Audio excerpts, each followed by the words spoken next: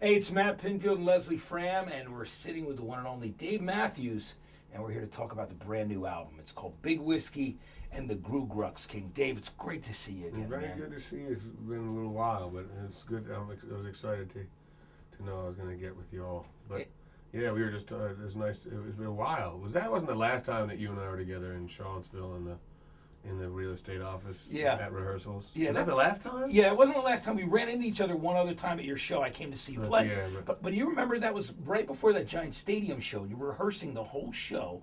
It was around the time of Streets. Yeah. And it was just incredible because you guys, back in your hometown, you had gutted this real estate office. Yeah, I remember that little. And but you played. It was great, full volume. We sat in there. I was on a little couch watching you guys. And it was tight. It was tight in there, but it was what an Loud and incredible tight. show. Yeah. And it was a great time. I got to tell you, Leslie and I both agree. This is one of my favorite albums you've done, and I love this record. I think it's fantastic. Yeah, I think it's. I feel like it's the best one I've made. I keep saying it.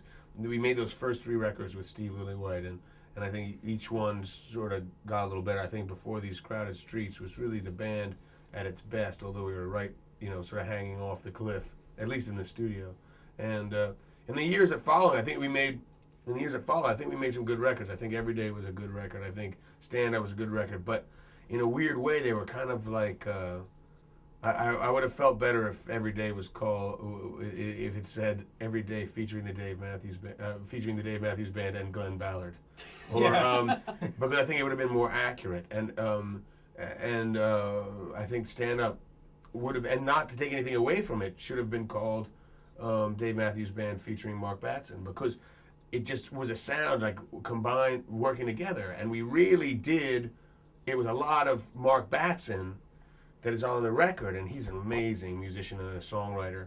But since Before These Crowded Streets, I don't think that chemistry of the band that is so weird and unique, and then also, I guess, in a way, accessible, we haven't really gotten it, that joy. I know just in the spirit of the room, we haven't been joyful. And from when we started this project, with the five of us, with Carter, Roy, and me, and Stefan and Boyd in Virginia, just doing improvisations. Right away, there was this familiar but also new found love for each other, and it was like, this is going to be good. And Roy, before he passed, Roy said, I think this is going to be the best record we've ever made. And that was, before even getting to New Orleans. And I feel like that is Roy would always say, I don't know why we're not a better studio band. We're a good live band.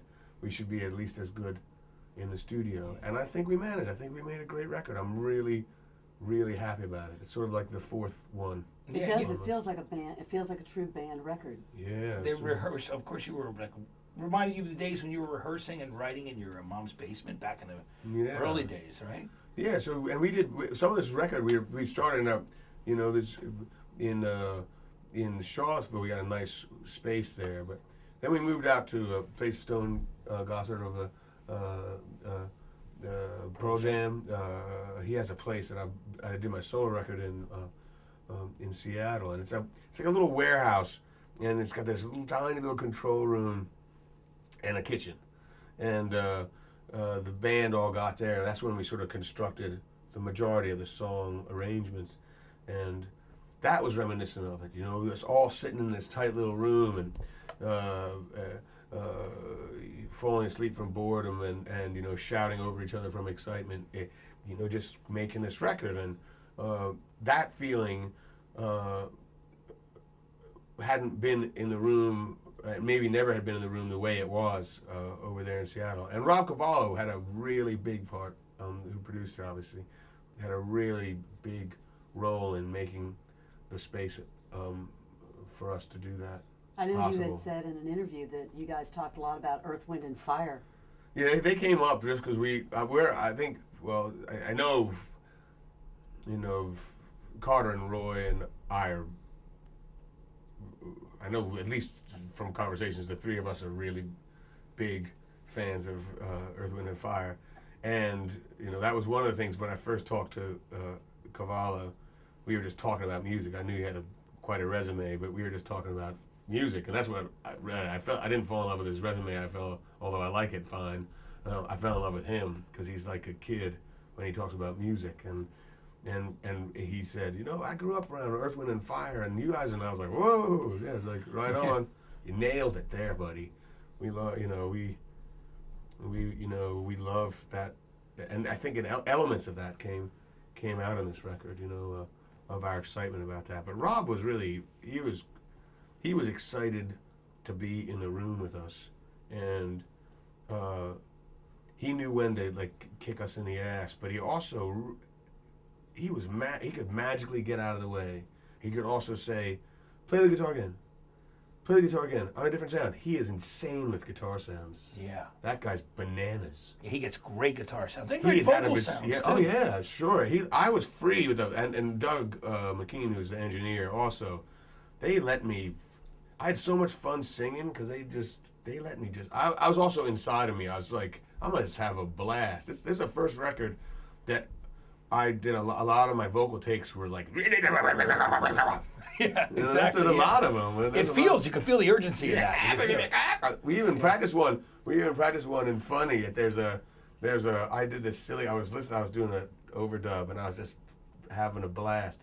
And in the last bridge, there's 2 bridges because that's how we roll.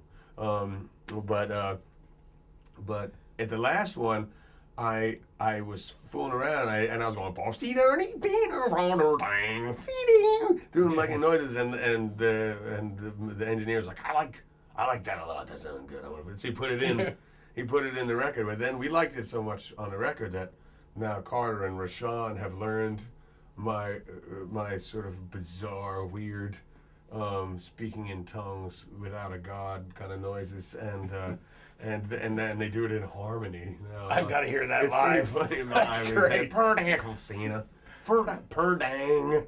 It's Nice. the noises. Anyway, I'm rambling on, but they gave me that feel when we were playing, when I was singing, that I could just do anything, and that came across.